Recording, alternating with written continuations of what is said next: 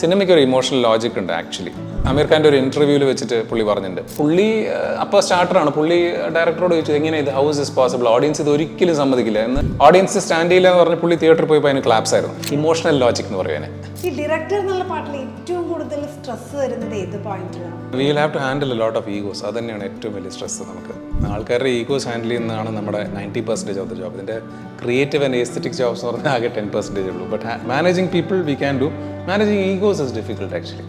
ഇപ്പൊ ഗരുഡൻ എടുക്കുവാണ്, നമ്മൾ baby girl എടുക്കുവാണ്, ഇതിന് എന്തെങ്കിലും കണക്ട് ചെയ്യുന്ന എന്തെങ്കിലും ഒരു കാര്യമുണ്ടോ? മെയിനായിട്ട് ഹ്യൂമൻ ഇമോഷൻസ് ആണ് രണ്ടിലും ഉള്ളത്. അത് കുറച്ചുകൂടി ഒരു മാസ് സ്കെയിലുള്ള സിനിമയാണ്. ഇത് കുറച്ചുകൂടി ഒരു എന്താ പറയുക, ഹാർട്ട് ടച്ചിങ്ങും ഫാമിലിയിലേക്ക് കണക്ട് ചെയ്യുന്ന ഒരു സിനിമയാണ് baby girl. Initially Nivin sir ആയിരുന്നില്ല ഇതിൻ്റെ ഒറിജിനൽ ചെയ്യേണ്ടത്. അത് നമ്മളപ്പോൾ അനൗൺസ് ചെയ്തപ്പോൾ വേറൊരു ആർട്ടിസ്റ്റ് ആയിരുന്നു. അപ്പോൾ ബേബി ഗേളിനെ കിട്ടിയ പോലെ തന്നെയാണ് നിവിൻ പോളിയും നമുക്ക് ലാസ്റ്റ് മിനിറ്റാണ് കിട്ടുന്നത്. ഇപ്പോൾ ഒരു ഡയറക്ടർ എന്ന് പറഞ്ഞാൽ നല്ലതുപോലെ സ്റ്റോറി നരേറ്റ് ചെയ്യുന്ന ഒരാളായിരിക്കണം എന്ന് നിർബന്ധം? അങ്ങനെ പറയാൻ പറ്റില്ല. കാരണം സ്റ്റോറി നരേഷൻ എന്ന് പറഞ്ഞാൽ കുറച്ചുകൂടി ഒരു പീപ്പിൾ സ്കില്ലാണ്. It's a skill. ഞാൻ ഓണസ്റ്റ്ലി ഡെവലപ്പ് ചെയ്തെടുത്തതാണ് സ്റ്റോറി നരേഷൻ എന്ന് പറയുന്നത്. ഒരു 10 കൊല്ലം മുമ്പൊക്കെ ഞാൻ കഥ നരേറ്റ് ചെയ്ത് നിങ്ങൾ എന്നോട് എണീറ്റ് പോകാൻ പറയും. കഥ ഇസ് സെക്കൻഡറി. കഥ is something you need to know, but you need to impress the person. Whoever is going to invest. അതാണ് പ്രൈമറി. ഹലോ എവ്രിവൺ, ഇന്ന് നമ്മുടെ കൂടെയുള്ളത് ഡയറക്ടർ അരുൺ സാറാണ്. Hi sir. നമസ്കാരം. ഇപ്പോൾ ഗരുഡൻ, ബേബി ഗേൾ 2 സിനിമയുടെ ഡയറക്ടറാണ് നമ്മുടെ കൂടെ ഉള്ളത്. ഇപ്പോൾ ബേബി ഗേൾ വളരെ അടിപൊളിയായിട്ട് ഓടിക്കൊണ്ടിരിക്കുകയാണ്. ഈ സിനിമയുടെ പുറകിലുള്ള ഒരു എഫേർട്ടിനെ കുറിച്ച് പറയാൻ പറഞ്ഞാൽ എന്തായിരിക്കും പറയാം? ഭയങ്കര ഒരു ലെങ്തി ആയിട്ടും പെയിൻഫുൾ ആയിട്ടുള്ളൊരു പ്രോസസ്സായിരുന്നു. Just like any cinema. ഈ സിനിമയും അതുപോലെ തന്നെ എഫേർട്ട് ഇച്ചിരി കൂടുതലാണ്. എസ്പെഷ്യലി നമ്മൾ ട്രിവാൻഡ്രം പറഞ്ഞൊരു ലൊക്കേഷനിൽ എക്സ്റ്റീരിയേഴ്സിലാണ് ഷൂട്ട് ചെയ്യേണ്ടത്. അപ്പോൾ ഈ സിനിമ ഡിമാൻഡ് ചെയ്യുന്നത് കുറച്ചുകൂടി എന്താ പറയുക, റിയൽ ആയിട്ടുള്ള സ്പേസസും റിയൽ ആയിട്ടുള്ള ലൊക്കേഷൻസും കുറച്ചുകൂടി റഗഡായിട്ടുള്ള ഷോട്ട്സും റോ ആയിട്ടുള്ള വിഷ്വൽസ് ഒക്കെയാണ്. അപ്പോൾ അങ്ങനെ ഷൂട്ട് ചെയ്യുമ്പോൾ നമ്മളിതൊരു ക്രിസ്മസിൻ്റെ തലേന്ന് നടക്കുന്ന ഒരു സിനിമയായിട്ടാണ് കൺസീവ് ചെയ്തത്. സോ അതിൻ്റെ ഒരുപാട് മെറ്റഫേഴ്സ് ഈ ബേബി മിസ്സിങ്ങുമായിട്ട് വരുന്നുണ്ട്. ഒരു ഓവർ നൈറ്റ് ബേബി മിസ്സായി തിരിച്ചാൽ ബേബി പോകേണ്ട സ്ഥലത്ത് പോകണമല്ലോ. സോ ക്രിസ്മസ് ആയിട്ട് ഒരുപാട് കണക്ഷനുള്ള സിനിമയാണ്. അപ്പോൾ ക്രിസ്മസ് സമയം ട്രിവാൻഡ്രം എന്ന് പറയുന്നത് മഴയില്ലാത്ത സമയമാണ്. നമ്മൾ ഷൂട്ട് തുടങ്ങുന്നത് ഏതാണ്ട് എല്ലാം കൂടി സെറ്റായി ഡേറ്റ്സ് ഒക്കെ കിട്ടി വരുമ്പോൾ ഏപ്രിലായി. സോ ഏപ്രിൽ എൻഡ് മെയിലൊക്കെ മഴ പെയ്ത് തുടങ്ങും. അപ്പോൾ അതിനു മുമ്പ് എക്സ്റ്റീരിയേഴ്സ് എങ്കിലും ഫിനിഷ് ചെയ്യണം എന്നുള്ളൊരു പ്രഷർ ഞങ്ങൾക്ക് ഉണ്ടായിരുന്നു. ആൻഡ് നമുക്ക് കിട്ടിയ ബേബി എന്ന് പറഞ്ഞാൽ ശരിക്കും 3 ദിവസം പ്രായമുള്ള ബേബിയാണ് നമ്മുടെ കയ്യിൽ ഫസ്റ്റ് ഡേ ഷൂട്ടിങ്ങിന് കിട്ടുന്നതിന്. അപ്പോൾ അങ്ങനെ ഒരു ബേബി ഇല്ല, ഞങ്ങൾ അങ്ങനെ നിർബന്ധിക്കാൻ ഞങ്ങൾക്ക് അങ്ങനെ ഓപ്ഷൻ ഇല്ല. കാരണം ആ സമയത്ത് നമ്മൾ എഴുതുന്ന സമയത്ത് അത്രയൊന്നും ആലോചിച്ചില്ലായിരുന്നു നമുക്ക്. കാരണം നമുക്ക് ഈസി ആയിട്ട് കിട്ടുന്നതാണ് ഒരു ബേബി, വാടകയ്ക്ക് കിട്ടുന്ന ഒരു ബേബി എന്ന് പറയുന്നത് ഷൂട്ട് സമയത്ത്. പക്ഷെ പിന്നീട് ഓർത്തത്, ആക്ച്വലി സംഗീത് പറഞ്ഞപ്പോഴാണ് ഞങ്ങൾ ഓർത്തത് അതിൻ്റെ ഡിഫിക്കൽട്ടി എന്താണെന്ന് വെച്ച് കഴിഞ്ഞാൽ നമുക്കൊരു 1 ഡേക്കൊക്കെ ഒരു ബേബി കിട്ടും. 30-40 ഡേയ്സിൻ്റെ ഒരു കണ്ടിന്യൂസ് സ്പാനിലേക്ക് ഒരു ബേബി കിട്ടുന്നത് ഭയങ്കര ഡിഫിക്കൽട്ടാണ്. എസ്പെഷ്യലി നമ്മുടെ പ്രോസസ്സ് അറിയാത്ത ആൾക്കാരാണ് അതിൻ്റെ പിന്നാലെ നിൽക്കുന്നുണ്ടെങ്കിൽ ഭയങ്കര ഡിഫിക്കൽട്ടാണ്. They will not come with us throughout the shoot. So നമുക്കത് അറിയുന്ന ഒരാളും കൂടി വേണം. അങ്ങനെ തപ്പി നോക്കുമ്പോൾ നമുക്ക് ചിലപ്പോൾ ഒരു 1 day 2 ഡേനൊക്കെ ആൾ കിട്ടുക, അല്ലാതെ കുട്ടികൾ കിട്ടില്ല. പിന്നെ നമുക്കിപ്പോൾ ചോയ്സസ് ഇല്ല. 6 മാസം ആയാലും കുഴപ്പമില്ല, നമുക്ക് കുട്ടി വേണം, അത്രേ ഉള്ളൂ. അപ്പം അങ്ങനെ സംസാരിച്ച് വരുമ്പോഴാണ് നമ്മുടെ ലൈൻ പ്രൊഡ്യൂസറായ അഖിലിൻ്റെ വൈഫ് ആ സമയത്ത് പ്രഗ്നൻ്റ് ആയിരുന്നു. അപ്പോൾ എല്ലാം ഭയങ്കര ഒരു കോയിൻസിഡൻസിൽ മാച്ചായി വന്ന. അപ്പോൾ പുള്ളിക്ക് വേറെ ഓപ്ഷൻ ഇല്ലായിരുന്നു. പുള്ളി പറഞ്ഞു ഓക്കെ അങ്ങനെയാണെങ്കിൽ എൻ്റെ കുഞ്ഞിനെ തരാമെന്ന് പറഞ്ഞ് അങ്ങനെ ചെയ്തതാണ്. അപ്പോൾ അത് ഒരുപാട് സ്ട്രഗിൾസും ഉണ്ടായിരുന്നു. അതേ സമയത്ത് ഇതൊക്കെ എല്ലാം ഓരോ സമയത്ത് ഇൻ പ്ലേസ് വീണ് വന്ന് സെറ്റായി വന്നതാണ്.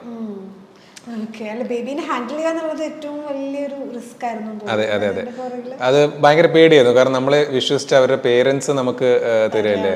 അപ്പോൾ ആ കുട്ടിയെ പ്ലേസ് ചെയ്യുന്നത് എങ്ങനെയായിരിക്കും, എവിടെ വെക്കും? കാരണം ട്രിവാൻഡ്രം നമ്മൾ മാർക്കറ്റിലൊക്കെയാണ് ഷൂട്ട് ചെയ്യുന്നത്, ചാല മാർക്കറ്റിൻ്റെ സൈഡിലൊക്കെയാണ് നമ്മൾ ഷൂട്ട് ചെയ്യുന്നത്. അപ്പോൾ അവിടെ എങ്ങനെ കുഞ്ഞിനെ കൊണ്ടുപോകും?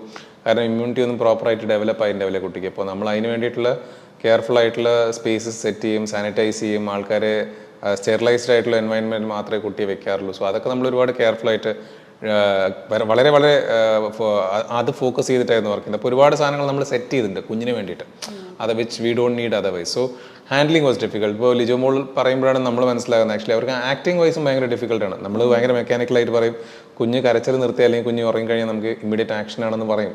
പക്ഷേ അവർക്ക് അതിനൊരു പ്രെപ്പ് ടൈം ഉണ്ട് എന്നുള്ളത് നമ്മൾ മെൻ്റലി ഓർക്കുന്നില്ല. അപ്പോൾ അവരും വളരെ സീസൺഡ് ആയിട്ടുള്ള ആക്ടേഴ്സ് ആയതുകൊണ്ട് കുഞ്ഞ് കറക്റ്റ് ഉറങ്ങിക്കഴിഞ്ഞ ഉടനെ റെഡി എന്ന് പറയും, നമ്മൾ ആക്ഷൻ എന്ന് പറയും, കട്ട് പറയും. അപ്പം അവർക്കൊരു പ്ലാനിങ് ഫോർ ദാറ്റ് ഡയലോഗ് അതിനൊന്നും നമ്മൾ സ്പേസ് ഇല്ല ആക്ച്വലി. കുഞ്ഞിനെ ഡിപ്പെൻഡ് ചെയ്തിട്ടായിരിക്കും. അതെ അതെ അതെ അതെ അതെ അതെ അതെ അതെ അതെ അതെ. ഓക്കെ, ഈ സിനിമ ഒരു ട്രൂ ഇവന്റ്സിനെ ബേസ് ചെയ്തിട്ടാണല്ലോ. നമ്മൾ ട്രൂ ഇവന്റിനെ ബേസ് ചെയ്തിട്ട് ഒരു കഥ ഉണ്ടാക്കുമ്പോൾ നമ്മൾ സ്റ്റോറി സിനിമയാക്കുന്ന സമയത്ത് എന്തൊക്കെ ചലഞ്ചസ് ആണ് ആസ് എ ഡയറക്ടർ ഉള്ളത്? ട്രൂ ഇതിൻ്റെ ഒരു ട്രൂ ഇൻസ്പിറേഷൻ എന്നേ പറയാൻ പറ്റില്ല. കാരണം എക്സാക്ട് നമ്മൾ ആ സ്പേസസ് ഒന്നും നമ്മൾ കൺവേ ചെയ്തിട്ടില്ല. അപ്പോൾ as real to life as possible നമുക്ക് എത്തിക്കുക എന്നുള്ള ഒരു സാധനമുണ്ട്. പിന്നെ ഏറ്റവും ഇമ്പോർട്ടൻ്റ് ആയിട്ടുള്ള എലമെന്റ് എന്ന് പറഞ്ഞാൽ അതിനകത്തുള്ള ഇമോഷൻ കണ്ടെത്തുക എന്നുള്ളതാണ്. ഇപ്പോൾ നമുക്കൊരു ന്യൂസ് കാണുമ്പോൾ ഒരു സ്ത്രീ ഒരു ഹോസ്പിറ്റലിൽ നിന്ന് ഒരു കൊച്ചിനെ കൊണ്ടുപോയി എന്നുള്ള ന്യൂസ് കാണും. പക്ഷേ അതിനകത്തുള്ള ഇമോഷൻ എന്താണെന്ന് നമുക്ക് മനസ്സിലാവും. അവരാ കൊച്ചിനെ വിൽക്കാൻ വേണ്ടി കൊണ്ടുപോയതാണോ, അത് അവർ സെൽഫായിട്ട് അവർക്ക് വേണ്ടിയിട്ട് കൊണ്ടുപോയതാണോ, അവർക്ക് അറിയുന്ന ആർക്കാണെങ്കിൽ കൊണ്ടുപോയതാണോ, എന്തിനാണ് ദാറ്റ് ആക്ട് ഹാപ്പൻഡ് എന്നോ അതിൻ്റെ ബാക്ക്ഗ്രൗണ്ട് ഇമോഷൻ എന്താണെന്ന് നമുക്കറിയില്ല. സോ ആ ഇമോഷൻ ഐഡൻറ്റിഫൈ ചെയ്യണം, ആ ഇമോഷൻ റീസണബിൾ ആയിരിക്കണം, ആൾക്കാർക്ക് സിനിമ കാണുമ്പോൾ അത് വർക്ക് ആവണം. അങ്ങനെ ഒരു പ്രോസസ്സ് ഉണ്ട് പിന്നെ അല്ലേ റിയൽ ഇൻസിഡന്റ് ചെയ്യുന്ന സമയത്ത്. നമ്മൾ അത് വർക്ക് ആവോ ഇല്ലേ എന്നുള്ളൊരു സെൽഫ് ഡൗട്ട് നമുക്ക് ഉണ്ടാവും. തീർച്ചയായിട്ടും. പിന്നെ തീർച്ചയായും സ്പെസിഫിക്കലി ഇമോഷൻ വൈസ് നമുക്ക് അറിയില്ല ആൾക്കാർ എങ്ങനെ അത് കൺസീവ് ചെയ്യുന്നുള്ളത്. ഒരു കൈക്കുഞ്ഞിൻ്റെ ഒക്കെ കാര്യമാകുമ്പോൾ നമുക്ക് വളരെ സെൽഫിഷ് ആയിട്ടുള്ള ഒരു മോട്ടീവ് ഒന്നും വെച്ചിട്ട് നമുക്കൊരു സബ്ജക്ട് തിങ്ക് ചെയ്യാൻ പറ്റില്ല. അല്ല, ചില സിനിമ ഇപ്പോൾ ഈ സിനിമയിലാണെന്നുണ്ടെങ്കിൽ നമുക്ക് സ്പോയിലറായിട്ട് നമുക്ക് കംപ്ലീറ്റ് ചെയ്യാൻ പറ്റില്ല. എന്നാലും ചില ന്യായങ്ങൾ, അതായത് ലോജിക്കലി നോക്കുമ്പോൾ അതല്ല ന്യായം, എന്നാൽ ആ സിനിമ അതായത് ജഡ്ജ് എന്ന് പറയുന്നത് അതായിരിക്കും. അങ്ങനെ പറഞ്ഞാൽ ആ സിനിമ നമുക്ക് കറക്റ്റായിട്ട് എൻഡ് ചെയ്യാൻ പറ്റും. എത്തിക്കലി റോങ് ആയിരിക്കും, പക്ഷേ മോറലി ചിലപ്പോൾ അത് കറക്റ്റ് ആയിരിക്കും എന്നൊക്കെ പറയുന്ന ഒരുപാട് സ്പേസസിൽ നമ്മൾ നിന്നിട്ടുണ്ട്. കാരണം അതിപ്പോൾ എന്താ പറയുക, റൈറ്ററിൻ്റെ ഒരു സ്വാതന്ത്ര്യമല്ലേ, പുള്ളിക്ക് ഈ സിനിമ ഇങ്ങനെ കാണണം, അത് ആ ഒരു ഫ്രീഡം നമുക്ക് സിനിമയിൽ എടുക്കാൻ പറ്റുള്ളൂ. റിയൽ ലൈഫിൽ നമുക്ക് ഒരിക്കലും എടുക്കാൻ പറ്റില്ല. ഇവിടെ ഒരു സ്പേസ് ഉണ്ട്, ആ സ്പേസിനകത്ത് മൊത്തം മഞ്ഞാണെന്ന് നമുക്ക് സിനിമയിൽ പറയാൻ പറ്റും, അത് കാണിക്കാനും പറ്റും. പക്ഷെ ഒറിജിനലി ചിലപ്പോൾ അങ്ങനെ ആയിരിക്കില്ലല്ലോ. അതിലെ സിനിമയുടെ മാജിക് എന്ന് പറയുന്നത്. അപ്പോൾ നമുക്ക് അതിലേക്ക് എത്തിക്കാൻ പറ്റിക്കഴിഞ്ഞാൽ, ഓഡിയൻസിനെ ആ ഇമോഷനിലേക്ക് എത്തിക്കാൻ പറ്റിക്കഴിഞ്ഞാൽ നമ്മൾ സക്സസ്ഫുൾ ആണ് കഴിഞ്ഞാൽ. ഓക്കെ, ഈ ഓഡിയൻസ് പൾസ് വെച്ചിട്ട് ഇമോഷൻ ഓർ ലോജിക് എന്ന് പറഞ്ഞു കഴിഞ്ഞാൽ ഏതായിരിക്കും ചൂസ് ചെയ്യുക? സിനിമയ്ക്ക് ഒരു ഇമോഷണൽ ലോജിക് ഉണ്ട് ആക്ച്വലി. അതായത് ഇത് നമുക്ക് ഒരു സ്കൂളിൽ പഠിപ്പിച്ചു തരില്ല. നമ്മളൊരു അമീർ ഖാൻ്റെ ഒരു ഇന്റർവ്യൂവിൽ വെച്ചിട്ട് പുള്ളി പറഞ്ഞിട്ടുണ്ട്. പുള്ളി സ്റ്റാർട്ട് ചെയ്യുന്ന എനിക്ക് സിനിമയുടെ പേര് ഓർക്കുന്നില്ല. പുള്ളി ഒരു പ്രണയത്തിലാവുന്ന ഒരു പെണ്ണിൻ്റെ വീട്ടിൽ പോകുന്നു. അയാളുടെ അച്ഛൻ ഭയങ്കര പണക്കാരൻ. സോ യൂഷ്വൽ ആയിട്ടുള്ള ഒരു സ്റ്റോറി. അപ്പോൾ ആ വീട്ടിലേക്ക് പെണ്ണിനെ അടച്ചിട്ടിരിക്കുകയാണ്. ഇയാൾ ആ വീട്ടിലേക്ക് കയറി പോകുന്നു. എന്നിട്ട് ഇയാൾ വാതിൽ കുറ്റിയിടുന്നു അവളുടെ റൂമിൽ വെച്ച്.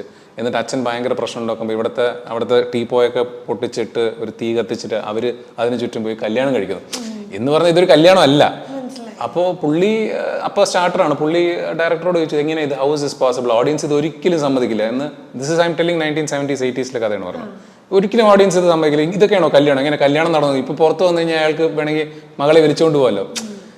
ഇതൊന്ന് ഇമോഷൻ വെഡിങ് ഇമോഷൻ നടന്നു എന്ന് പറഞ്ഞൊരു പരിപാടിയിൽ മാത്രം നിൽക്കുന്നത്. അതായത് ഓഡിയൻസ് സ്റ്റാൻഡ് ചെയ്യില്ല എന്ന് പറഞ്ഞ് പുള്ളി തിയേറ്ററിൽ പോയപ്പോൾ അതിന് ക്ലാപ്സ് ആയിരുന്നു. ഇമോഷണൽ ലോജിക് എന്ന് പറയുവാനെ അത് ഓരോ സമയത്തും മാറിക്കൊണ്ടിരിക്കും. ഇന്ന് അത് ചെയ്യാൻ പറ്റില്ല, പക്ഷേ ഇന്നത്തെ സിനിമകളിലും അങ്ങനത്തെ ഇമോഷണൽ ലോജിക്സ് നമ്മൾ പ്ലേസ് ചെയ്യാറുണ്ട്.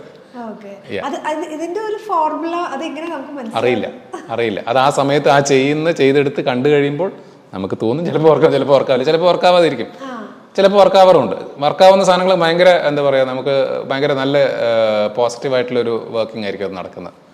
അങ്ങനത്തെ ഏതെങ്കിലും ഒരു സീൻ ഉണ്ടാവും, അതായത് നമുക്ക് ഇത് വർക്ക് ആവോ തിയേറ്ററിൽ ഇല്ലേ എന്നുള്ളത് നിങ്ങൾ സെൽഫ് ഡൗട്ട് ചെയ്താൽ, എന്നാൽ നിങ്ങൾ ഏതോ ഒരു പോയിന്റിൽ സാറ്റിസ്ഫൈഡ് ആയിട്ടുള്ള ഒരു സീൻ? എനിക്ക് സംശയം തോന്നിയത് ഒരു ഓപ്പറേഷൻ നടക്കുന്ന സ്ഥലത്ത് വെച്ചിട്ട് ഒരു ഇൻസിഡന്റ് നടക്കുന്നത്. എനിക്കത് സ്പോയിലർ ആയതുകൊണ്ട് പറയാൻ പറ്റില്ല. അതൊരു ടു മച്ച് കോയിൻസിഡൻസസ് ഉള്ള ഒരു സ്പേസ് ആണ്. അത് വർക്കാവോ ഇല്ലേ എന്നുള്ളൊരു ഡൗട്ട് ഉണ്ടായിരുന്നു. പക്ഷെ അത് ഒരു ചോദ്യമേ വന്നിട്ടില്ല ഇതുവരെ നമുക്ക് കേട്ട ക്വസ്റ്റ്യൻസിലൊന്നും ആ ഒരു ക്വസ്റ്റ്യൻ അതൊരു ക്വസ്റ്റ്യൻ ആയിട്ട് പോലും വന്നിട്ടില്ല. ടു മച്ച് ഓഫ് കോയിൻസിഡൻസ് ആണ്. എല്ലാം ഒരു സ്പേസിലേക്ക് നമ്മൾ പ്ലേസ് ചെയ്തിരിക്കുകയാണ്. ഹൗ കം എന്ന് ആരും ഇതുവരെ ചോദിച്ചിട്ടില്ല. അത് റൈറ്റർ അങ്ങനെ എഴുതി, പുള്ളി പറഞ്ഞു ഇത് രണ്ട് രീതിയിലും പോവാം, ഇത് it may work may not work. കേൾക്കുമ്പോൾ വളരെ എക്സൈറ്റിംഗ് ആയിട്ടുള്ള ഒരു സാധനമാണ്. അതെന്താ പറഞ്ഞാൽ നമ്മളൊരു മറ്റേ മുൾമുനയിൽ നടക്കുന്ന പോലെ ഇങ്ങനെയും വീഴാം അങ്ങനെയും വീഴാം. സോ നമ്മൾ നോക്കുമ്പോൾ അതൊരു റിസ്ക് തന്നെയാണ്. പക്ഷെ ആ റിസ്ക് ഒക്കെ എടുക്കുന്നതാണല്ലോ ഫിലിം മേക്കിംഗിന്റെ ഒരു എക്സൈറ്റ്മെന്റ്. വ്യൂവർ ആയിട്ടാണ് ഞാൻ ചിന്തിക്കുക. അതെ, വ്യൂവർ ആയിട്ടാണ് ചിന്തിക്കുക. ഓൾസോ ഫിലിം മേക്കർ ആയിട്ടാണ് അതിന്റെ എസ്തെറ്റിക്സ് ഡിസൈൻ ചെയ്യുക. പക്ഷേ എൻഡ് പ്രോഡക്റ്റ് കാണുമ്പോൾ ആസ് എ വ്യൂവറെ നമുക്ക് കാണാൻ പറ്റുള്ളൂ. പക്ഷേ അപ്പോഴും നമ്മളൊരു പോയിന്റ് കഴിഞ്ഞ് നമ്മുടെ ജഡ്ജ്മെന്റ് ഒക്കെ പോകും സിനിമയിൽ. നമ്മൾ ഓവർ എ പീരിയഡ് നമ്മൾ വർക്ക് ചെയ്യുമ്പോൾ ഒരു 1-2 years ഒക്കെ ഒരു സിനിമ വർക്ക് ചെയ്യുമ്പോൾ ഒരു പോയിന്റ് വരെയൊക്കെ നമുക്ക് ജഡ്ജൊക്കെ ചെയ്യാൻ പറ്റുള്ളൂ. ബാക്കിയൊക്കെ തിയേറ്ററിൽ വരുമ്പോഴേ അറിയുള്ളൂ.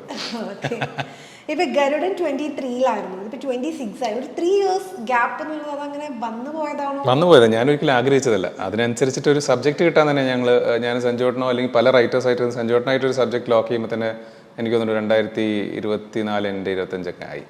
പിന്നെ ആർട്ടിസ്റ്റ് ഡേറ്റ്സ് അങ്ങനെയൊക്കെ പോയി ഒരു കൊല്ലം പോയി, അങ്ങനെയാണ് നമ്മൾ ഇതിലേക്ക് എത്തിയത്. അത് അതിൻ്റെ ഡിലേ ആണ്, അല്ലാതെ പിന്നെ ഞാനൊരു ഒരുപാട് പ്രോജക്ട്സ് അറ്റ് എ ടൈം എടുത്ത് ചെയ്യുന്ന ആളല്ല. മൾട്ടിപ്പിൾ സാധനം പിച്ച് ചെയ്യാറില്ല. എനിക്ക് ഒരെണ്ണം വർക്ക് ചെയ്യണമെങ്കിൽ അത് പ്രോപ്പറായിട്ട് വർക്ക് ചെയ്ത് ഡെലിവർ ചെയ്ത് പോകണമെന്ന് ആഗ്രഹമുള്ള മനുഷ്യൻ.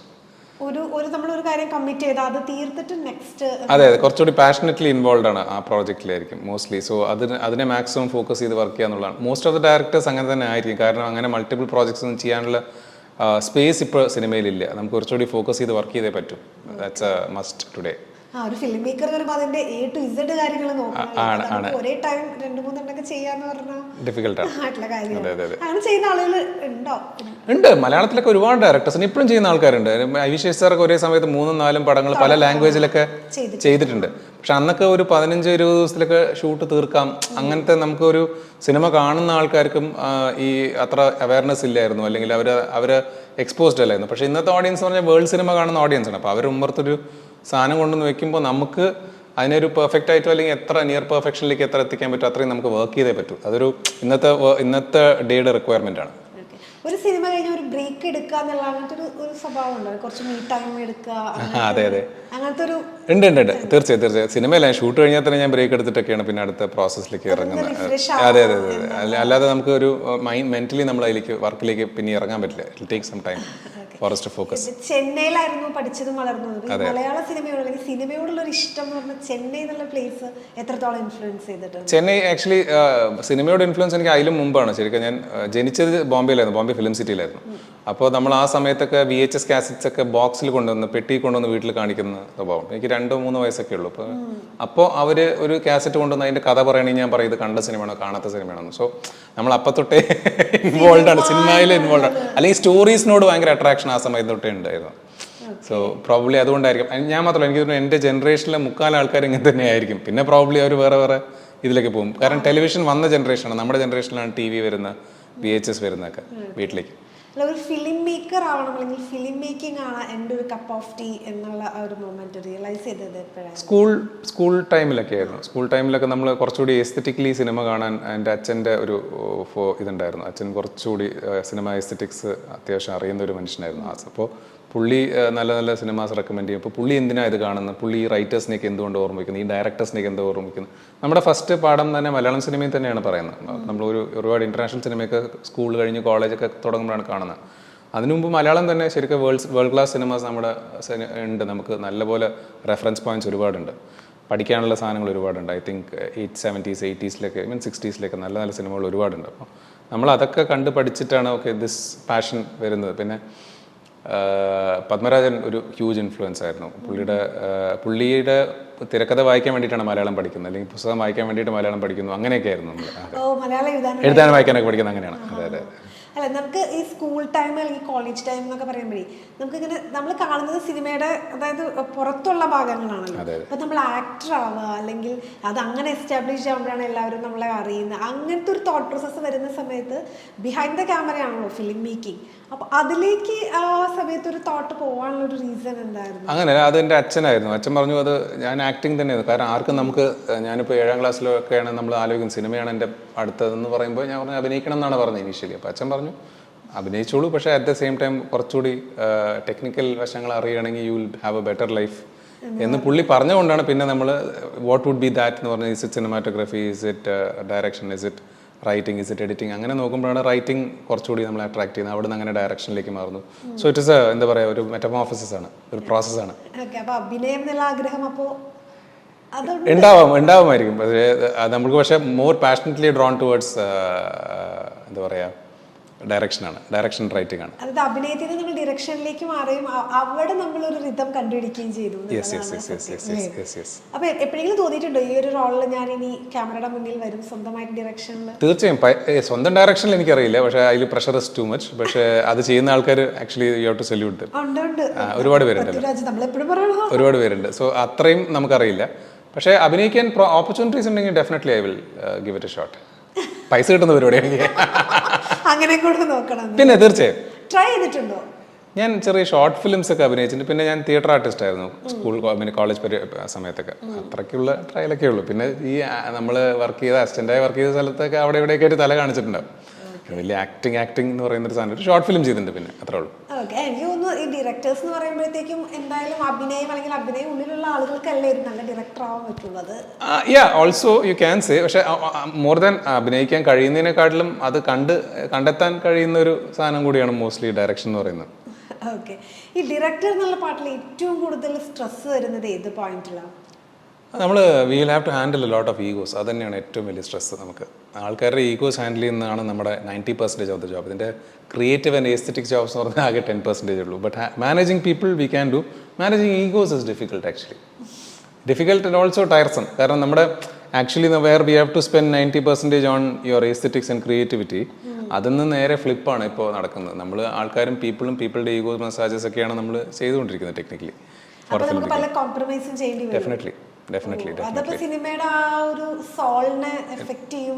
തീർച്ചയായും അത് അഫക്റ്റ് ചെയ്യാതെ നോക്കുന്നതാണ് ഒരു ഡയറക്ടറുടെ ജോലി എന്ന് പറയുന്നത്. ഏറ്റവും വലിയ ക്രിയേറ്റിവിറ്റി എന്ന് പറയുന്നത്. So after all this you have to make a good film എന്ന് പറയുന്നതാണ്. Surpassing all these issues that you face, you have to make a film എന്ന് പറയുന്നത്. So that is a challenge of being a director. Okay, ഇപ്പൊ ഗരുഡൻ എടുക്കുവാണ്, നമ്മൾ baby girl എടുക്കുവാണ്, രണ്ടും രണ്ട് എക്സ്ട്രീമിൽ നിൽക്കുന്ന മൂവീസാണ്. ഇതിന് എന്തെങ്കിലും കണക്ട് ചെയ്യുന്ന എന്തെങ്കിലും ഒരു കാര്യമുണ്ടോ? ഹ്യൂമൻ ഇമോഷൻസ് ആണ് ആക്ച്വലി മെയിനായിട്ട്. ഹ്യൂമൻ ഇമോഷൻസ് ആണ് രണ്ടിലും ഉള്ളത്. അത് കുറച്ചുകൂടി ഒരു മാസ് സ്കെയിലുള്ള സിനിമയാണ്. ഇത് കുറച്ചുകൂടി ഒരു എന്താ പറയുക ഹാർട്ട് ടച്ചിങ്ങും ഫാമിലിയിലേക്ക് കണക്ട് ചെയ്യുന്ന ഒരു സിനിമയാണ് ബേബി ഗേൾ. മോസ്റ്റ്ലി രണ്ടിലും ഹ്യൂമൻ ഇമോഷൻസ്. അതിൽ നമ്മൾ വളരെ വൾണറബിൾ ആയിട്ടുള്ള ഒരു പോലീസുകാരനായ ഹരീഷ് എന്ന സുരേഷ് ഗോപിയെ നമ്മൾ കണ്ടു. വളരെ ക്രിമിനലായിട്ട് ചിന്തിക്കുന്ന നിശാന്ത് എന്ന് പറയുന്ന ബിജുമേനെ നമ്മൾ കണ്ടു. അതേപോലെ തന്നെ ഇതിൽ പല സിറ്റുവേഷനിലും പെട്ടുപോകുന്ന ഒരു 4 ക്യാരക്ടേഴ്സിനെ നമ്മൾ കാണുന്നുണ്ട്. അതല്ലാതെ വേറെ കുറേ അഡീഷണൽ ക്യാരക്ടേഴ്സ് ചുറ്റും കാണുന്നുണ്ട്. സോ നമ്മളൊരു ഈ ഒരു ലൈഫ് സിറ്റുവേഷനിലൂടെ ട്രാവൽ ചെയ്യാൻ പറ്റുക എന്നുള്ളത് തന്നെ ഒരു ഇൻട്രസ്റ്റിംഗ് ആയിട്ടുള്ള സ്പേസ് ആയിരുന്നു. അതുകൊണ്ടാണ് ബേബികൾ പ്രിഫർ ചെയ്ത് ടു ഡു. കാരണം വളരെ ചാലഞ്ചിങ് ആയിട്ടുള്ളൊരു സ്പേസ് ആണ്. അങ്ങനത്തെ ഒരു എന്താ പറയുക ഒരു ത്രില്ലറിൻ്റെ ഒരു മുഖംമൂടി അണിഞ്ഞ ഒരു എന്താ പറയുക ഇമോഷണൽ സ്റ്റോറിയാണ് ബേബികൾ. ഓക്കെ, ഇതിൽ കാസ്റ്റിംഗ് ഒക്കെ നമുക്ക് ഓൾറെഡി കഥ വന്നപ്പോഴേ ഇവരുടെയൊക്കെ ഫേസ് മനസ്സിലുണ്ടായിരുന്നു, അല്ലെങ്കിൽ ഇവരെയൊക്കെ കാസ്റ്റ് ചെയ്യണം എന്നുള്ളൊരു നമ്മൾ സംഗീത് ഇനീഷ്യലി തന്നെ നമ്മുടെ മൈൻഡിലുണ്ടായിരുന്നു. ലിജോ മോൾ നമ്മൾ ഓൾറെഡി മൈൻഡിലുണ്ടായിരുന്നതാണ്. അഭിമന്യുവിൻ്റെ കാര്യത്തിൽ നമ്മളൊരു 2-3 ആൾക്കാർ പോയി കഴിഞ്ഞിട്ടാണ് പിന്നെ അഭിമന്യുവിലേക്ക് എത്തിച്ചേർന്നത്. ഈവൻ ഇനീഷ്യലി നിവിൻ സാർ ആയിരുന്നില്ല ഇതിൻ്റെ ഒറിജിനൽ ചെയ്യേണ്ടത്. അത് നമ്മളപ്പോൾ അനൗൺസ് ചെയ്തപ്പോൾ വേറൊരു ആർട്ടിസ്റ്റ് ആയിരുന്നു. പുള്ളിക്ക് വേറൊരു പടത്തിലൊരു എമർജൻസി ഷൂട്ട് ഇമ്മീഡിയറ്റ്ലി തീർക്കേണ്ട അവസ്ഥ വന്നപ്പോൾ പുള്ളിക്ക് കമ്മിറ്റ്മെൻറ്റ് കീപ്പ് ചെയ്യാൻ പറ്റാതെ ആയപ്പോഴാണ് ലാസ്റ്റ് മിനിറ്റ് മാറിയത്. അപ്പോൾ ബേബി ഗേളിന് കിട്ടിയ പോലെ തന്നെയാണ് നിവിൻ പോളിയും നമുക്ക് ലാസ്റ്റ് മിനിറ്റാണ് കിട്ടുന്നത്. ഏതാണ്ട് ഒരു ഷൂട്ട് തുടങ്ങാൻ പോവാണ് എന്ന സമയത്താണ് നമുക്ക് അപ്പോഴും പുള്ളിക്ക് ഡേറ്റ് ഉണ്ടോ അവൈലബിൾ ആണോ എന്നോ അറിയില്ല. മേ ബി 1 വീക്ക് ബിഫോറാണ് നമ്മൾ കഥ തന്നെ പോയി പറയുന്നത്. പടം ചിലപ്പോൾ ഡ്രോപ്പ് ആവാം എന്നുള്ള സിറ്റുവേഷനിലാണ് നമ്മൾ നിവിൻ സാറിൻ്റെ അടുത്ത് പോകുന്നതും പുള്ളിയെ കഥ കേൾക്കുന്നതും. പുള്ളി ഇൻട്രസ്റ്റ് ഉണ്ടെന്ന് കാണിക്കുന്നു. പക്ഷേ ഡേറ്റിൻ്റെ കാര്യത്തിൽ അപ്പോഴും ക്ലാരിറ്റി ഇല്ലാതെ എനിക്ക് നമ്മളൊരു 8 to 10 ദിവസം ഞാൻ ഷൂട്ട് ചെയ്തിട്ടുണ്ടായിരുന്നു വിത്തൗട്ട്. 10 ദിവസം കഴിഞ്ഞതിൽ പിന്നെ പുള്ളി ഷൂട്ട് ചെയ്യാതെ വേറെ ഒന്നുമില്ല. പുള്ളി ഇല്ലാത്ത ഷൂട്ട് കവർ ചെയ്ത് വന്ന് അതിൻ്റെ ഉച്ചവരെ എനിക്ക് സാധനമുണ്ട്. അപ്പോൾ ഉച്ചയ്ക്ക് മുമ്പാണ് പുള്ളി എത്തുന്നത്. കറക്റ്റ് ആ ടൈമിങ്ങൊക്കെ മാച്ച് ചെയ്തായിരുന്നു വരുന്നുണ്ടായിരുന്നു. സോ ഒരുപാട് സ്ഥലത്ത് ഡിവൈൻ ഇൻ്റർവെൻഷൻ നമ്മൾ കണ്ടിട്ടുണ്ട്. അതുകൊണ്ട് എത്ര ദിവസം ഉണ്ടായിരുന്നു ഷൂട്ട്? ഏകദേശം 46 to 48 days ഉണ്ടാവും അപ്രോക്സിമേറ്റ്ലി. ഓക്കെ, ഇപ്പോൾ ഒരു ഡയറക്ടർ എന്ന് പറഞ്ഞാൽ നല്ലതുപോലെ സ്റ്റോറി നരേറ്റ് ചെയ്യണ ഒരാളായിരിക്കണം എന്ന് നിർബന്ധമുണ്ട്? അങ്ങനെ പറയാൻ പറ്റില്ല. കാരണം സ്റ്റോറി നരേഷൻ എന്ന് പറഞ്ഞാൽ കുറച്ചുകൂടി ഒരു പീപ്പിൾ സ്കില്ലാണ്. അത് ഒരാൾക്ക് ഒരു സംസാരിക്കണം, അയാളുടെ ഷൈനസ് മാറണം. അപ്പം അങ്ങനെ ഒരുപാട് പരിപാടികളുണ്ട് അതിനകത്ത്. നമ്മളിപ്പോൾ ഒരു ഇറ്റ്സ് എ സ്കിൽ ഞാൻ ഓണസ്റ്റ്ലി ഡെവലപ്പ് ചെയ്തെടുത്തതാണ് സ്റ്റോറി നരേഷൻ എന്ന് പറയുന്നത്. എനിക്ക് I was a very bad narrator to begin with. ഇപ്പോൾ ഒരു 10 കൊല്ലം മുമ്പൊക്കെ ഞാൻ കഥ നരേറ്റ് ചെയ്ത് നിങ്ങൾ എന്നോട് എണീറ്റ് പോകാൻ പറയും. ബട്ട് നമ്മൾ over a period what we do understand this കഥ ഇസ് സെക്കൻഡറി. കഥ is something you need to know, but you need to impress the person. ആരോ whoever is going to invest, അതാണ് പ്രൈമറി. അപ്പോൾ തോന്നിപ്പിക്കണം. അതിലവിടെ ഫുൾ കഥ പറയേണ്ട ആവശ്യമില്ല. നമ്മുടെ ആൾക്കാർ ഒരുപാട് എനിക്കറിയാവുന്ന ഒരുപാട് ആൾക്കാർ പെട്ടുപോകുന്ന എവിടെ വെച്ച് കഴിഞ്ഞാൽ കഥ പറയണം, അല്ലെങ്കിൽ കഥ പറയാനുള്ള മടി, അല്ലെങ്കിൽ കഥ പറയുമ്പോൾ എന്തെങ്കിലും വിട്ടുപോകുന്നുള്ള മടി, അതൊന്നും ആവശ്യമില്ല. ശരിക്കും ടെക്നിക്കലി നമ്മളൊരു കഥ പറയുന്ന സമയത്ത് ഫസ്റ്റ് സിറ്റിംഗ് ഒരിക്കലും വളരെ ഡീറ്റെയിൽഡ് ആയിട്ട് ഒരു സാധനം ഒന്നും പറയേണ്ട ഒരു ആവശ്യമില്ല. നമുക്ക് ഇംപ്രസ് ചെയ്യാവുന്ന ആ കഥയുടെ ഹൈലൈറ്റ് ആയിട്ടുള്ള പോയിന്റ്സിലൂടെ ട്രാവൽ ചെയ്ത് പോയി ആ പോയിന്റ്സ് കറക്റ്റായിട്ട് ഹിറ്റ് ചെയ്താൽ മാത്രം മതി. അവർ ഇൻട്രസ്റ്റഡ് ആണ് ഇതിൽ sit for a second sitting. ആ സിറ്റിംഗ് കുറച്ചുകൂടി കംഫർട്ടബിൾ ആയിരിക്കും. they will be open, you can also be open എന്ന് പറയുന്ന ഒരു സ്പേസ് ഉണ്ടാവും. സോ ഫസ്റ്റ് സിറ്റിംഗ് നമ്മൾ എപ്പോഴും ക്രോസ് ചെയ്യുന്നത് ഈ ഒരു സാധനം അതിനുവേണ്ടി വളരെ ടാർഗറ്റഡ് ആയിട്ട് പ്ലാൻ ചെയ്യണം. ആൻഡ് അതിനുവേണ്ടി പ്രാക്ടീസും ചെയ്യണം. നമ്മൾ അങ്ങനെ ഒരിക്കലും പോയിട്ട് ഒരു കഥ നേരിട്ട് പോയിട്ട് ഇന്ന് പോയി ഒരുപാട് ഒരു ടാലന്റഡ് ആയിട്ടുള്ള അങ്ങനത്തെ ആൾക്കാർ എനിക്കറിയാം. ജസ്റ്റ് പോയിരുന്ന് അവർ ഇമ്മീഡിയറ്റ് സാധനം പറഞ്ഞ് ഓക്കെ ആക്കുന്ന ഒരുപാട് പേര് എനിക്കറിയാം. പക്ഷേ അങ്ങനെ വരാത്തവർ you have to practise, you have to. ഞാനൊക്കെ മിററിന് മുമ്പ് നിന്ന് കഥ പറഞ്ഞ് പ്രാക്ടീസ് ചെയ്യാം. അല്ലെങ്കിൽ ഞാൻ ചെന്നൈയിൽ നിന്ന് വണ്ടി ഓടിച്ച് വരുന്നപ്പോൾ ഗരുഡൻ്റെ സമയത്തൊക്കെ ഈ പടത്തിന് ആവശ്യമുണ്ടായിരുന്നില്ല, സഞ്ജുവേട്ടനായിരുന്നു നരേറ്റ് ചെയ്യുന്നത്, അല്ലെങ്കിൽ റീഡിംഗ് ആയിരുന്നു. പക്ഷേ ഗരുഡൻ്റെ സമയത്ത് നമ്മൾ പല സ്ഥലങ്ങളിൽ പിച്ച് ചെയ്യും. അപ്പോൾ ഞാൻ വണ്ടി എടുത്ത് അവിടുന്ന് ചെന്നൈയിൽ നിന്ന് വണ്ടി ഓടിച്ച് ഇവിടെ വരുന്നത് ഒരു 7 or 8 hours ഞാൻ 2 പ്രാവശ്യം സ്റ്റോറി നരേറ്റ് ചെയ്യും. അപ്പോൾ നമുക്ക് നരേറ്റ് ചെയ്യുമ്പോൾ വളരെ ഇമ്പോർട്ടൻ്റ് ആയിട്ടുള്ള പോയിന്റ് ഇല്ല ഉണ്ടാവില്ല മോസ്റ്റ്ലി. സോ നമ്മൾ നറേറ്റ് ചെയ്യുമ്പോൾ നമുക്ക് ആക്ച്വലി ആ കഥയ്ക്കുള്ള ഇഷ്യൂസ് എന്താന്ന് പോലും ചില സമയത്ത് നമുക്ക് കിട്ടും. അല്ലെങ്കിൽ ആ കഥ ഇവിടെ ഡ്രോപ്പ് ആവുന്നു, ഇത് പറയണ്ടെന്ന് നമുക്ക് തോന്നുകയാണെങ്കിൽ ആ കഥയിൽ ആ സാധനം പ്രശ്നമാണെന്ന് നമുക്ക് മനസ്സിലാവും. പിന്നെ ആ സാധനം നമ്മൾ പറയില്ല, സിനിമയിൽ നിന്ന് എടുത്ത് കളയും. ചിലപ്പോൾ പറഞ്ഞു വരുമ്പോൾ നമ്മൾ അതിനകത്തൂടെ വേറൊരു പുതിയൊരു സാധനം കണ്ടെത്തും. അങ്ങനെ ഒരുപാട് പോസിബിലിറ്റീസ് ആണ് നരേഷൻ സ്പേസ് എന്ന് പറയുന്നത്, if you R creatively approaching it. ശരി, അങ്ങനെയൊക്കെ ആലോചിക്കുമ്പോൾ വേറൊരു ലെവലിലേക്ക് പോകുന്നു. അതെ, ഞാനിപ്പോ ഇങ്ങനെ കേട്ടോണ്ടിരിക്കുമ്പോഴത്തേക്കും അല്ല അങ്ങനെയുള്ള കുറെ ഭാഗങ്ങൾ കട്ട് ചെയ്ത് നമ്മളിപ്പോ കാണുന്ന ഒരു നല്ല സിനിമ നമ്മുടെ മുന്നിലേക്ക് എത്തുന്നത്. അത് നരേഷൻ മാത്രമാണ്, പക്ഷെ നരേഷൻ അല്ല സിനിമ എന്ന് പറഞ്ഞു വരുമ്പോൾ നമ്മൾ സ്ക്രീൻ പ്ലേ ഒക്കെ എഴുതി വരും, അതിൽ നിന്നും ഒരുപാട് മാറ്റങ്ങളൊക്കെ വന്ന് പിന്നെ ഒരുപാട് ഫീഡ്ബാക്സ് എടുത്ത് അങ്ങനെയാണ് ഒരു സിനിമ ഫൈനലി വരുന്നത്. ഞാൻ എഴുതുന്ന സാധനം ഫൈനലി എടുത്ത് വരുന്നുള്ള ഒരു വിശ്വാസമുള്ള മനുഷ്യനല്ല ഞാൻ. കാരണം നമ്മുടെ ബഡ്ജറ്റ്സോ അല്ലെങ്കിൽ നമ്മുടെ സെറ്റപ്സ് അതിനുള്ള പോസിബിലിറ്റീസ് നമുക്ക് തരുന്നില്ല. So what we do is on the goal എന്തൊക്കെ നമുക്ക് വർക്ക്ഔട്ട് ചെയ്തെടുക്കാൻ പറ്റുമോ അതൊക്കെ പ്ലേസ് ചെയ്യാം. പ്രാക്ടിക്കലായിട്ട് ഇത് എന്തൊക്കെ പോസിബിൾ ആണോ അത് വർക്ക്ഔട്ട് ചെയ്തെടുക്കുക. അങ്ങനെയാണ് നമ്മൾ ഡീൽ ചെയ്യുന്നത്. ഈ അരുൺ വർമ്മ ഡയറക്ടർ ആയപ്പോൾ ആസ് എ പേഴ്സൺ ലൂസായ എന്തെങ്കിലും ഒരു കാര്യമുണ്ടോ? ഇല്ല, ഞാൻ ആക്ച്വലി ഡയറക്ടർ ആവുന്ന പ്രോസസ്സിലേക്ക് I become a better person എന്ന് പറയാം. ഇപ്പോൾ more than being a director, ആ പേഴ്സൺ ആ ട്രാവൽ ഉണ്ടല്ലോ, journey to become a director, അതിനുവേണ്ടി ഒരുപാട് യാത്ര ചെയ്ത് കഷ്ടപ്പെട്ട് അവിടം വരെ എത്തിക്കഴിയാൻ നമ്മൾ ഏതോ ഒരു പിനക്കിൾ ഓഫ് സക്സസ്സിൽ എത്തുമെന്ന് വിചാരിച്ച വലിയൊരു മണ്ടത്തരമാണെന്നുള്ളത് ആ സക്സസ്സിൽ എത്തുമ്പോൾ നമുക്ക് മനസ്സിലാവുന്നതും ഇതിലൊന്നും വലിയ കാര്യമില്ല എന്ന് പിന്നെ മനസ്സിലാക്കുന്നു. ആണ് ഇതിൽ വലിയ നമുക്കിപ്പോൾ വലിയ കൊമ്പൊന്നും മുളയ്ക്കുന്നില്ല. ഗരുഡൻ സക്സസ് ആയപ്പോൾ നമുക്ക് വലിയ കിരീടമൊന്നും കിട്ടുന്നില്ല. We are just the same. അതന്നെ നമ്മൾ അതേ തന്നെയല്ലേ, അതേ ആൾക്കാർ തന്നെയാണ്. നമുക്ക് അതിനകത്ത് ഒരു വലിയ വ്യത്യാസങ്ങളോ മാറ്റങ്ങളോ വരുന്നില്ലല്ലോ. സോ നമ്മളപ്പോൾ ആലോചിക്കും ഇത്രയും കാലം നമ്മൾ ചേസ് ചെയ്ത് ഇതിനാണോ നമ്മൾ ചേസ് ചെയ്തെന്നുള്ളൊരു തോട്ട് പെട്ടെന്ന് വരും. Then we realise okay this is okay, now you have reach this journey, now let's continue. അത്രേ ഉള്ളൂ. അല്ലാതെ ഇപ്പോൾ ഇതിൻ്റെ സക്സസ് ഓഫ് ഫെയിലിയേഴ്സിനൊന്നിനും വലിയൊരു difference won't come to you basically. ഈ സക്സസ് എന്ന് പറഞ്ഞാൽ ആക്ച്വലി നമ്മൾ സക്സസ് ആവുന്നത്, സക്സസ് എന്ന് നമ്മൾ പറയുന്ന കുറേ ഇപ്പോൾ ഒരു സിനിമ എടുത്തത് വിജയിക്കുന്നു എന്ന് പറയുന്ന സക്സസ് എന്ന് പറയുന്നുണ്ടല്ലോ. അങ്ങനെ കഴിയുമ്പോഴാണ് ഈ സക്സസ് എന്നുള്ളതിന്റെ മീനിങ് ശരിക്കും എന്താണെന്നുള്ളത് നമ്മൾ മനസ്സിലാക്കുന്നതെന്ന് തോന്നുന്നു. അങ്ങനെയല്ല, നമ്മളിപ്പോൾ ഞാൻ വിചാരിക്കുന്നു ഇപ്പോൾ ഈ വരുന്ന സിനിമകളിൽ എല്ലാം 100% ഓഡിയൻസിന് വർക്കാവുന്ന സിനിമ ആവണം നിർബന്ധമില്ല. കാരണം നമുക്കൊരു ട്രാൻസ്ഫോർമേഷൻ പ്രോസസ്സ് ഉണ്ട്, ഓഡിയൻസിനും അതേപോലെ തന്നെ ട്രാൻസ്ഫോർമേഷൻ പ്രോസസ്സ് ഉണ്ട്. നമ്മളൊരു സിനിമ ഷൂട്ട് ചെയ്യാൻ തുടങ്ങുന്നതിന് ഒരു 2 കൊല്ലം മുമ്പായിരിക്കും അതിൻ്റെ പ്ലാനിങ്ങും റൈറ്റിങ്ങും നടക്കുന്നത്. അത് കഴിഞ്ഞ് 2 കൊല്ലം കഴിഞ്ഞിട്ടാണ് ഈ സിനിമ ഓഡിയൻസിൻ്റെ അടുത്ത് വരുന്നത്. അപ്പോൾ ഇത്രയും ട്രാൻസ്ഫോർമേഷൻസ് പറഞ്ഞാൽ ഇന്നത്തെ ഓഡിയൻസ് എന്ന് പറഞ്ഞാൽ നമുക്കൊരു മിനിമൽ അറ്റൻഷൻ സ്പാനുള്ള ഓഡിയൻസ് ആണ്, മറ്റേ റീൽസ് കാണുന്ന ഓഡിയൻസ് ആണ്. സോ അവർക്ക് ഈ 2 years ബിഫോർ ഇതല്ലായിരുന്നു case. So every 3 or 4 months trends are changing. അങ്ങനെ ഒരുപാട് സാധനങ്ങൾ മാറുന്നതുകൊണ്ട് you cannot guess what film will work, what film will not work. നമുക്ക് 100% ഗെസ് ചെയ്തിട്ടൊന്നും ചെയ്യാൻ പറ്റില്ല. മുമ്പും പറ്റിയിട്ടില്ല, എപ്പോഴും പറ്റില്ല. സോ അങ്ങനെ വരുന്ന സമയത്ത് ഡു യുവർ ബെസ്റ്റ് എന്ന് മാത്രമേ നമുക്ക്, ആ ബെസ്റ്റ് എന്ത് ചെയ്യുന്നു അതിൽ ഇഫ് യു ഫൈൻഡ് ഹാപ്പിനെസ്, ആ ചെയ്യുന്ന ചെറിയ ചെറിയ സാധനങ്ങളിൽ. ഇപ്പോൾ എനിക്ക് ഗരുഡിൽ ഷൂട്ട് ചെയ്ത ചില സീനിൽ എനിക്ക് വളരെ ഹൈ കിട്ടിയിട്ടുണ്ട്. അതാണ് ആ സിനിമയുടെ സക്സസ് ആയിട്ട് ഞാൻ കാണുന്നത്. അതേപോലെ തന്നെ ഇതിലും ഞാൻ വർക്ക് ചെയ്ത 2-3 സീൻസ് ഒട്ടും വലിയ ടെക്നിക്കാലിറ്റി ഒന്നും ഇല്ലാതെ, വലിയ ഗിമിക്സ് ഒന്നും കാണിക്കാത്ത ഒന്നോ രണ്ടോ സീൻസ് എനിക്ക് ഒരുപാട് ഇഷ്ടമുണ്ട് ഈ സീനിൽ. ഞാൻ ഷൂട്ട് ചെയ്തെന്ന് പറഞ്ഞാൽ ഞാൻ അഭിമാനിക്കുന്നുണ്ട്, പ്രൗഡായിട്ടുണ്ട്. സോ അതാണ് നമ്മുടെ ഹൈ എന്ന് പറയുന്നത്. മോർ ദാൻ എനിക്ക് തോന്നുന്നു തിയേറ്ററിക്കൽ സക്സസ് ഗുഡ് ആണ്. നമുക്കൊരു അടുത്ത പടം കിട്ടും, കുറച്ചുകൂടി ബെറ്റർ മണി കിട്ടും, അതൊക്കെ is good. But beyond all that what take away that you have is you did so much, ഇതൊക്കെ ചെയ്തല്ലോ എന്ന് പറയുന്ന ചെറിയ ചെറിയ സന്തോഷങ്ങളാണ് ശരിക്കും അതിൻ്റെ സക്സസ് എന്ന് ഞാൻ വിചാരിക്കുന്നു. ഓക്കെ, അതായത് ഒരു ഡയറക്ടറുടെ അല്ലെങ്കിൽ ഒരു ആക്ടറുടെ സെക്കൻഡ് മൂവിയാണ് അവർ സക്സസ്ഫുൾ ആണോ അല്ലെങ്കിൽ അങ്ങനെ തീരുമാനിക്കുന്നത് എന്നുള്ളത്. അപ്പോൾ എനിക്ക് തോന്നുന്നു സെക്കൻഡ് മൂവി ബേബി ഗേൾ അത് സക്സസ് ആണ്, ഗരുഡന് സക്സസ് ആയിരുന്നു. അങ്ങനെ ചിന്തിക്കും, ആ ആസ്പെക്റ്റിൽ ചിന്തിച്ചാൽ അല്ല, അങ്ങനെയല്ല. നമ്മുടെ അതൊരു എന്താ പറയുക, ഈ സക്സസ് ആരുടെ പെർസെപ്ഷൻ എന്നാണ് പറയുമല്ലോ. അപ്പോൾ നിങ്ങൾ കാണുന്ന ഞാൻ സക്സസ് ആണോ അല്ലേ എന്നുള്ളത് is a secondary story and it should not definitely matter to me as a person അല്ലേ.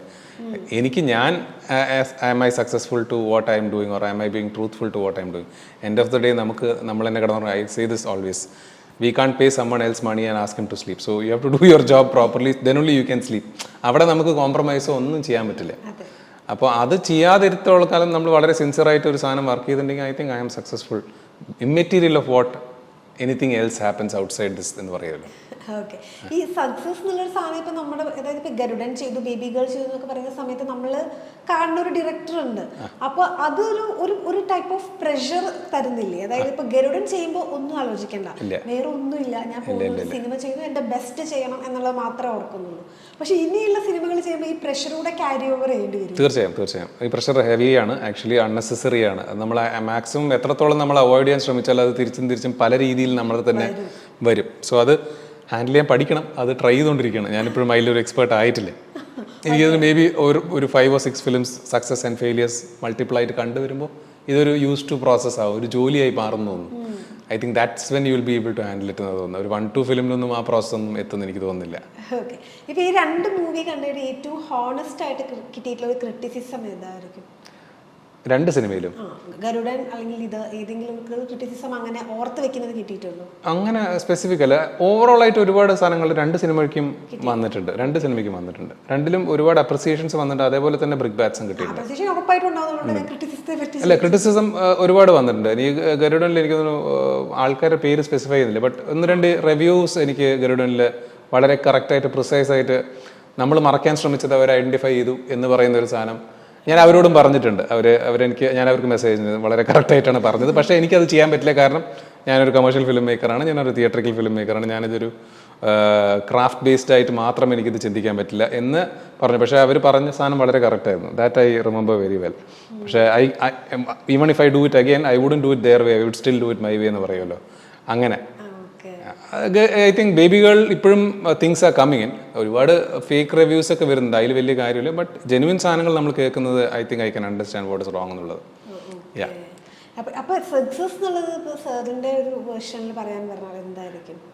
Success is basically you know what, if you are able to sleep happily, that is success. അല്ലാതെ I don't think, കാരണം വേറെ എല്ലാം limited to someone else ആണ്.